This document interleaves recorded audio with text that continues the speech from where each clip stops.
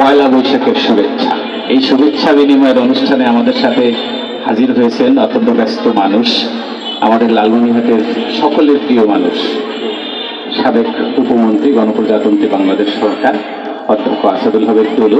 উপস্থিত আছেন আমাদের পুলিশ সুপার মহোদয়, উপস্থিত আছেন আমাদের সিভিল সার্জন মহোদয়, আমাদের পৌরসভার প্রশাসক এবং আমাদের মুক্তিযোদ্ধা কমান্ডার সহ অন্যান্য সুধীবৃন্দ। আসসালামু আলাইকুম। আপনারা দেখেছেন, আমিও দেখলাম, আমি র্যালিতে ছিলাম। অনেকেই বলেছেন যে লালমনিরহাটের ইতিহাসে সবচেয়ে বড় র্যালি হয়েছে এটা। আমরা আপনাদের সাধুবাদ জানাই। বাংলাদেশের সংস্কৃতিকে আপনারা লালন করবেন এই পয়লা বৈশাখের মধ্য দিয়ে।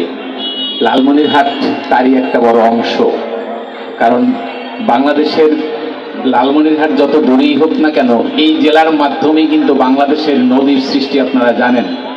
এই আমাদের তিস্তা, এই ধরলা, এই মাঝখানে আমাদের যে লালমনিরহাট পহেলা বৈশাখের সংস্কৃতিকে ধারণ করে।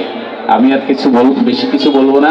আমি সকলকে অনুরোধ করব, আমাদের পয়লা বৈশাখ আপনারা পালন করবেন শান্তি শৃঙ্খলার মধ্য দিয়ে, শান্তির মধ্য দিয়ে। এখানে যেন কোনো অশান্তি না আসে। সুন্দরের মধ্য দিয়ে সংস্কৃতিকে রাখতে হবে, অপসংস্কৃতিকে রুখতে হবে। এটাই এই প্রত্যাশা করে সকলকে শুভেচ্ছা জানিয়ে আমি আমার বক্তব্য শেষ করছি। ধন্যবাদ সকলকে।